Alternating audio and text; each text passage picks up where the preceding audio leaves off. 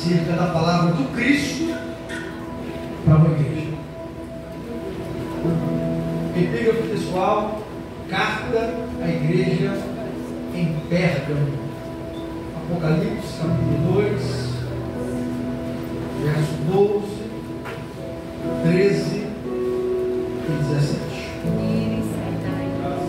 Ao anjo da igreja em Pérgamo, escreve: estas coisas diz aquele quem tem a espada afiada de dois gumes.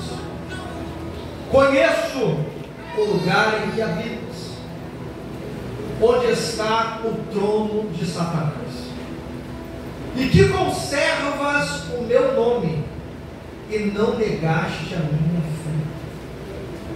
Ainda nos dias de Antipas, minha testemunha, meu fiel, o qual foi morto entre vós, onde Satanás habita. Verso 17. Quem tem ouvidos, ouça o que o Espírito diz às igrejas. Ao vencedor dar-lhe-ei do maná escondido, bem como lhe darei uma pedra grande, e sobre essa pedra escrito um nome novo, o qual ninguém conhece, exceto aquele que o recebe. Se assente, glorificando e exaltando ao nome de Jesus. Pastor me deu aqui até meia-noite, então tem bastante tempo para a gente não escrever. Abaixa o microfone. Aumenta o microfone aqui, pai. Já está lá em cima?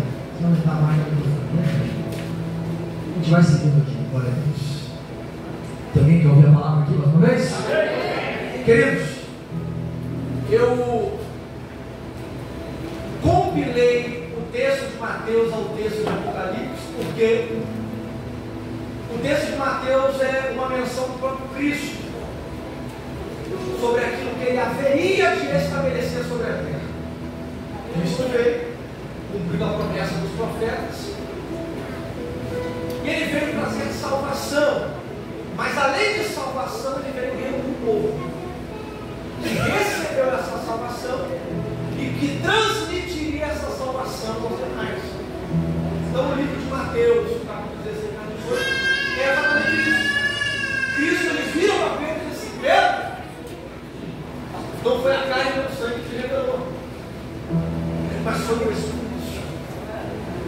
E te digo que tu és Pedro, sai de dentro de vós. E sobre esta pedra, quem deu? Eu estabelecerei a minha igreja. Eclésia, grego, reunião de pessoas. Isso aqui, ó. E as portas do inferno não prevaleceriam contra ela. Portas do inferno, inferno no grego, Sheol. Sheol, lugar ou aonde os mortos habitam. Jesus dando a entender que a morte não regeria mais aonde as pessoas dos santos se reuniriam após o seu estado de vida acabar. É basicamente o que está dizendo. Que a igreja teria esse poder de reproduzir. Então, se tratando de igreja, é um culto que iniciou apresentando Cristo em seu nascimento. Nada melhor do que eu pregar sobre aquilo que ele estabeleceu, sobre a Santa Igreja. Meu amigo meu disse uma vez: olha, eu estou desigregado, mas eu sou igreja. Eu discordo, porque eu não sou igreja, porque a igreja é o corpo e eu sou um elemento. Eu disse para ele: olha, você não é igreja, você faz parte dela. A partir do momento que você decide desagregá-la, você é só um membro separado. Então eu queria pregar sobre a igreja hoje e sobre essa revelação que João teve acerca da igreja de Pérgamo. A cidade em Pérgamo era uma cidade que ela era privilegiada. Eu gostaria de introduzir isso, então se você prestar bastante atenção, você não vai deixar fixe a sua atenção aqui. E como eu havia dizendo, a cidade em Pérgamo é uma cidade privilegiada. E o fato dela ser privilegiada, ela tem em si 3 pontos de vista considerada uma cidade privilegiada. Primeiro, ponto de vista geográfico.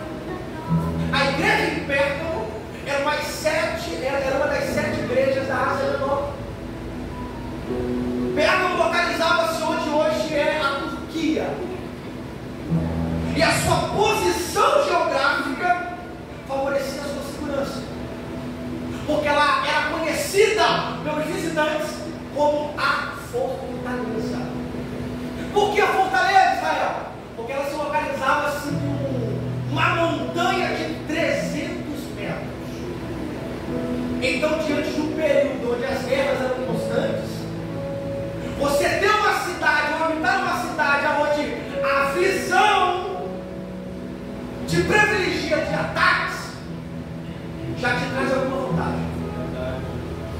Então, quando no período apostólico, os apóstolos olham para aquela cidade e falam assim, isso aqui tem a mente evangelística, quem tem uma mente pastoral pensa assim. Os apóstolos olhavam para ele e começaram a pensar, eles estão pensando que ali pode evitar de ataque, mas quem tem a mente de Cristo não pensa assim. E o que vocês estão pensando, apóstolos? Se eu implantar uma mensagem do evangelho ali, em pouco tempo, missionário Marli, essa mensagem vai se difundir, vai se espalhar com uma velocidade. Glória a Deus. Então, quando eles decidem implantar a mensagem do evangelho estrategicamente para a mensagem se difundir e se espalhar, eles idealizam implantar essa igreja, eles colocam essa igreja. E do ponto de vista cultural, Pérgamo se destacava por ter dentro da cidade a segunda, maior biblioteca do mundo, pertencendo para Alexandria, no Egito, que era a capital do papiro. Naquela biblioteca, missionária auxiliar, tinham registrado mais de 200.000 escritos. Então, culturalmente, aquela cidade, pelos filósofos, era uma cidade muito procurada. Do ponto de vista religioso, era uma cidade muito eclética. Imagina o Brasil hoje.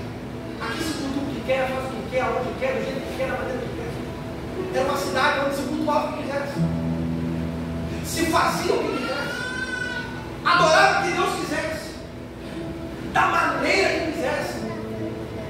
E a cidade de Pérgamo, além de se encontrar dentro do ponto de vista religioso, ela entra no contexto religioso mundial. Porque uma das 7 maravilhas do mundo se encontrava ali. O templo de Zeus. E também o templo de Afrodite, a entidade do amor, acreditava.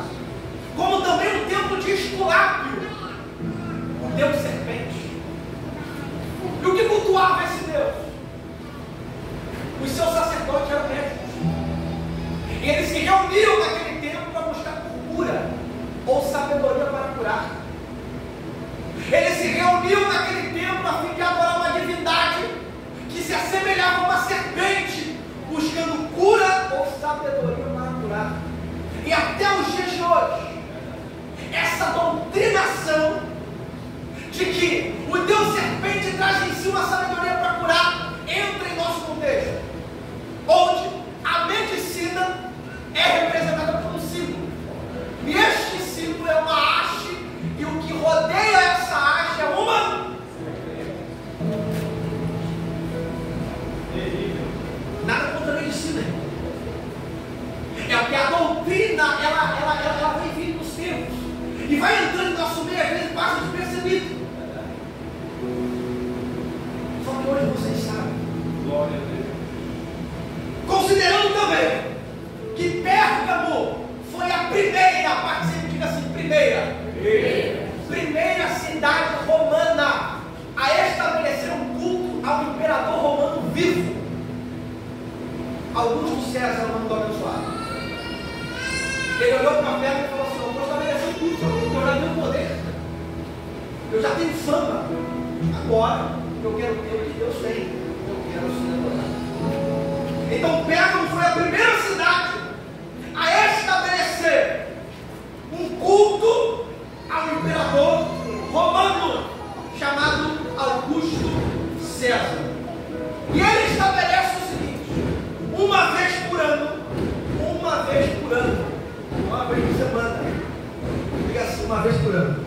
Uma vez por ano. Todo dia. Você entendeu o contexto do verdade? Uma vez por ano, os moradores da cidade tinham que entrar no templo de Augusto César e dizer: salve Augusto César. Augusto César é o Senhor. E diante de todo esse contexto cultural, geográfico, religioso, o Evangelho chegou.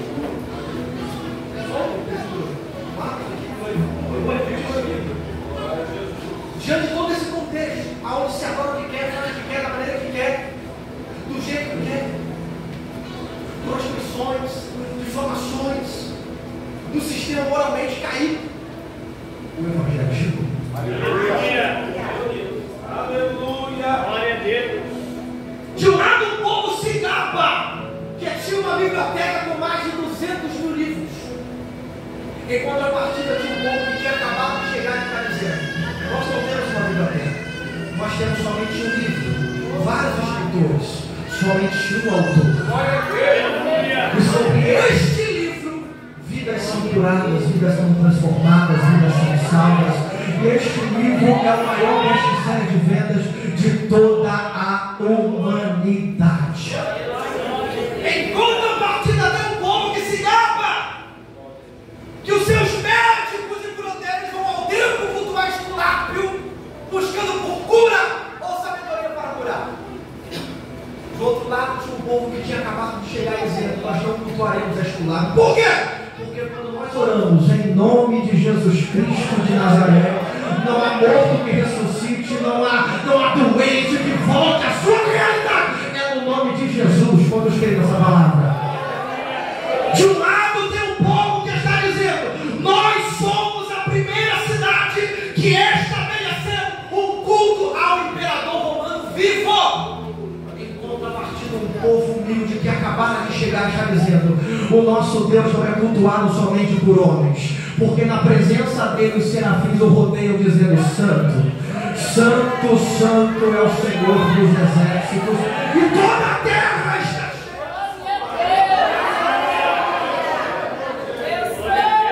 Será que ele é digno da sua adoração hoje?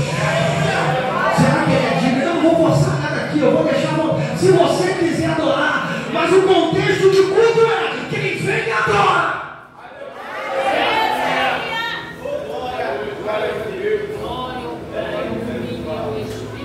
Todas as religiões eram bem-vindas, menos qual? As religiões que viam, se criavam, nasciam, surgiam, eram bem-vindas. Por quê? Porque Pérgamo adora o que quer, da maneira que quer, da forma que quer, no tempo que quer, a hora que quer. Meu Deus! Só que o Evangelho não aceita concessões. O Evangelho não aceita espaços.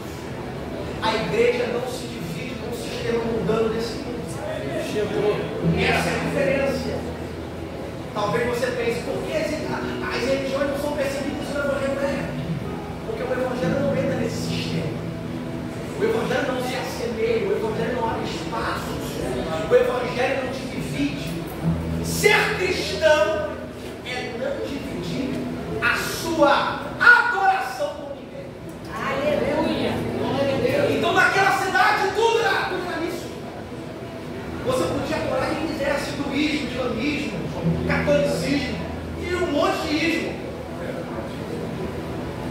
Só que o Evangelho passou a não ser dividido. Por quê? Porque o Evangelho não aceita ser dividido. O Evangelho não abre espaço. O Evangelho não aceita concessões. A regra era clara, podia chegar, podia adorar. Você pode cultuar, pode botar suas caixas de som, pode botar os ar-condicionado, pode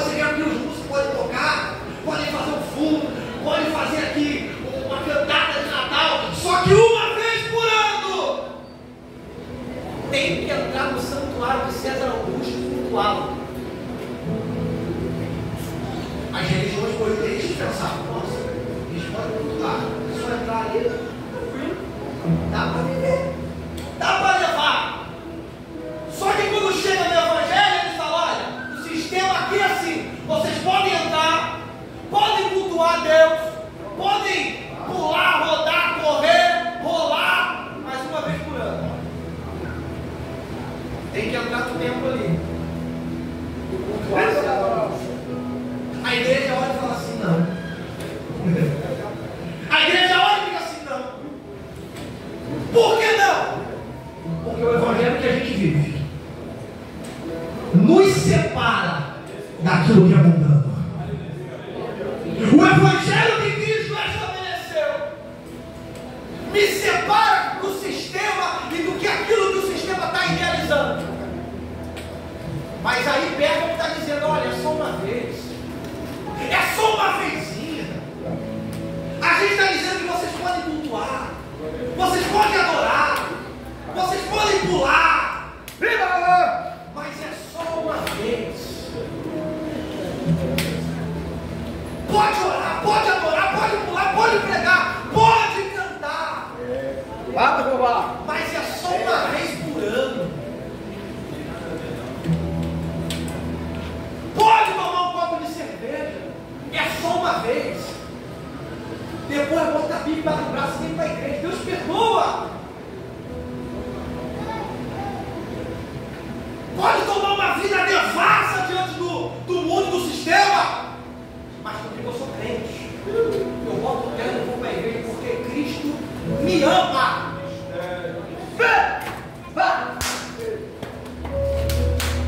Eu posso fazer o que eu quero, é só pedir perdão e é só uma vez. É só uma vez. É só um espaço. Vocês podem cultuar, podem fazer. O negócio é vocês fazer, não. Vocês podem fazer congresso, aniversário da igreja. E o que você quer ser? Eu só quero um espaço. Para quê? Para eu entrar. Mas o evangelho não tem folga. Sabe isso? O evangelho não tem folga. O evangelho que seguimos, ele é poderoso para mudar a sua vida por completo. A ponto de Paulo dizer, aquele que está em Cristo, nova criatura é. As coisas velhas se passaram, e tudo se fez novo. Quando o evangelho entra dentro de você, muda a sua forma de ver, a sua forma de pensar, os calendários, as festas. Logo, você não cultua César, você não se prostra, você não se ajoelha, você diz para o sistema, eu não como dessa comida, eu não bebo dessa água, eu não me assento nessa mesa, eu não danço essa dança, eu não me misturo e eu não leio esses livros. O evangelho que entrou na minha vida me transformou por... Será que você pode levantar sua mão? Será que você pode levantar sua mão e adorar aquele que é digno de honra e de glória e que realmente transformou a sua vida?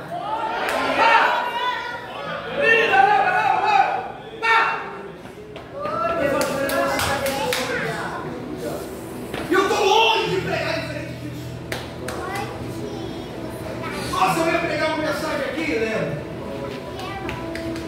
Levítico 6, que trata do altar, fogo. Eu ia pregar isso, só que Deus deixou fazer isso comigo. Muda ali. A gente tem que obedecer. Porque a partir do momento que o ministro prega diferente daquilo que Deus manda,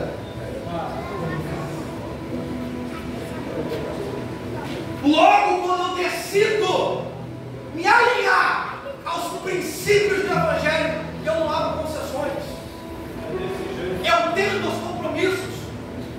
Eu tenho aquilo que eu decidi honrar. Eu não abro espaço para César e para Pérgamo. Olha a mensagem de Apocalipse de João para Pérgamo. Vou ler para que você entenda. Ao anjo da igreja em Pérgamo escreve: estas coisas diz aquele que tem a espada afiada de Deus. Quem é? Conheço o lugar em que habitas, onde está o trono de Satanás, vírgula, de conservas no meu nome. Jesus João, a igreja em Pérgamo é uma igreja que está localizada no centro do sistema. Satanás habita ali. Até matar o servo aqui, pai. Só que eles decidiram não se contaminar. Você entende a força disso aqui? Você entende a força disso aqui? A igreja está no centro do sistema, mas ela não se contamina. Ela não abre espaço, ela não dá folga, ela não tem espaço comum. O sistema não entra aqui. Vamos mudar aquilo! Aí a gente volta o campo de luz aqui, a gente muda o negocinho ali, meu amigo. A igreja não aceita concessões. A igreja não abre espaço. A igreja é o corpo de Cristo. E qual a nossa visão? Qual é a sua visão de engenharia? Não. A sua visão está voltada onde? Na palavra.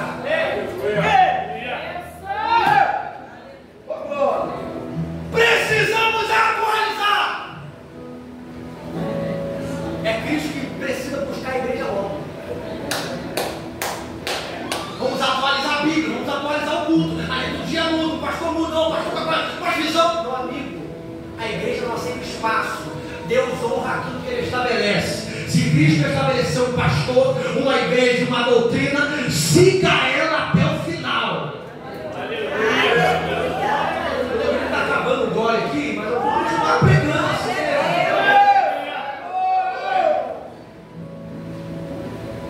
Quando a igreja entender que a igreja não divide espaço com o sistema, ela para de se preocupar com o que vai acontecer. Querido, a igreja tem dono. A igreja tem dono, tem crescimento. Mas ela não aceita espaço. Ela não se divide. Prova isso, pô. De uma fonte não pode borrar duas águas. Então, se Deus te chamou para o verdadeiro evangelho, alguns procedimentos não te cabem mais. Alguns locais não te cabem mais. Vou entrar em algumas roupas não te cabem mais. Com algumas companhias não te cabem mais. Meu Deus. Certas mesas não te cabem mais. Mas Senhor, eu conheço há tanto tempo. Quando você recebe a Cristo e o Evangelho te muda por completo, você não faz mais o que você quer. Você não pensa mais na forma que você quer. Você não age mais da forma que você quer. E quando a igreja entender que quem direciona os passos dos crentes é a palavra e o Espírito Santo, a gente para de reclamar.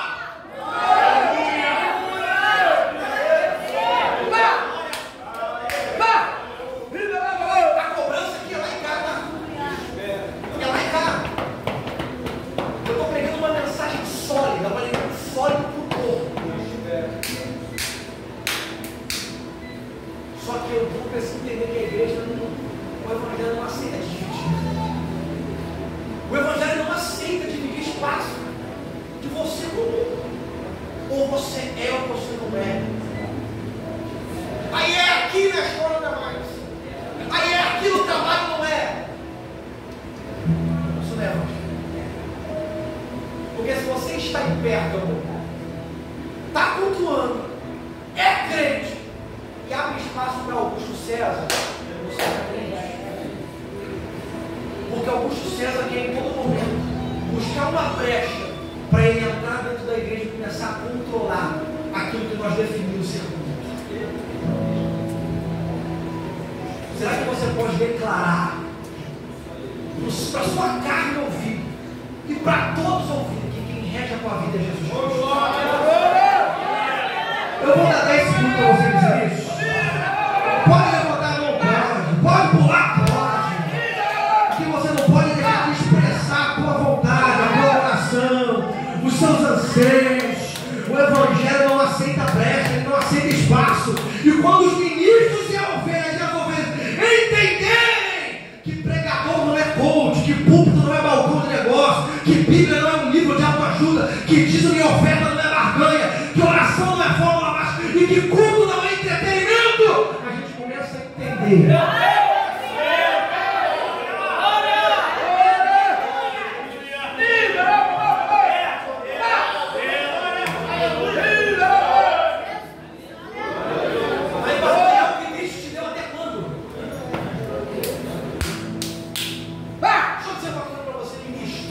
angústia. A chamada queima. Quando você é chamado e vocacionado, a sua vocação queima pelo altar. E quando você decide procura se distanciar dele, Cristo vai querer saber o porquê. Aí começa a afilar. Porque o ministro que estava sendo pregado no Evangelho, ele não canta o que quer. Ele não prega o que quer. Ele vem para a igreja triste, mas aqui ele está dando glória a Deus e ninguém entende nada. O diabo está lá de fora e assim, eu bati nele, eu levantei problema, eu levantei calma de parente, mas quando ela entra naquela porta ali, fecha aquele vidro, liga aquele ar-condicionado, começa o mundo, ela muda, ela começa a levantar as mãos e adorar, ela senta naquele departamento das irmãs e começa a levantar as mãos e adorar, ela se junta no departamento de jovem, vem aqui na frente e começa a adorar, e eu não entendo nada. O diabo vai ficar com vergonha de ver você adorar.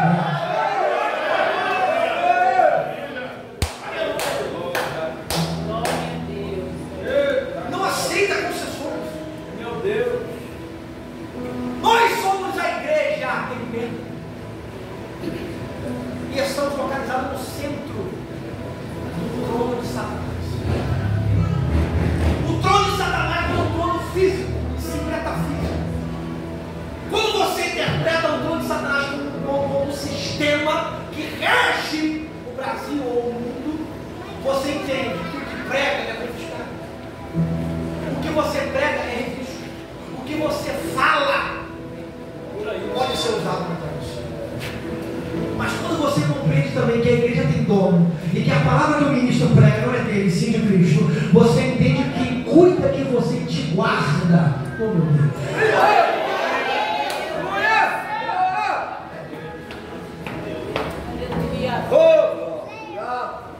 Vamos lá em Daniel. Sistema de Nabucodonosor. Criou uma imagem. Agora tem que se prostrar. Israel toda prostrada. Toca as buzinas. Israel prostrada. Diante do sistema. Menos 3. Um dos sacerdotes de Nabucodonosor vê os 3 em pé, manda chamar. Por que não prostrar? Por que não se dobrar? Tem um sistema aqui. O som foi para se dobrar. Eu quero botar a igreja no chão. É o que Nabucodonosor está querendo fazer. Eu quero botar o Deus de vocês nos meus pés. Mas 3 ficam de pé. E quando Nabucodonosor manda chamar, há quem diga que os que estavam em volta deles 3, olhando eles, era para mostrar agora? Porque todo mundo mostrou eles não. Será que é para a gente mostrar também ou posso ter criado também? O ato deles em se posicionar motivaram outros a se posicionarem também.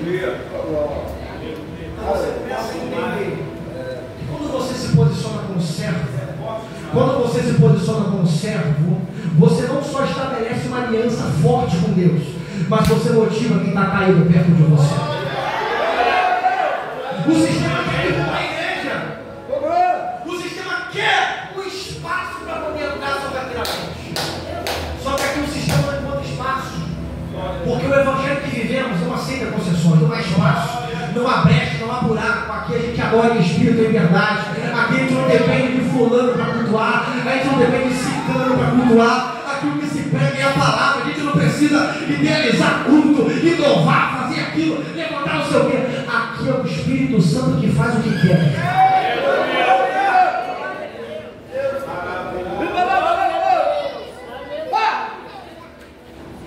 Mas é possível se posicionar diante do sistema?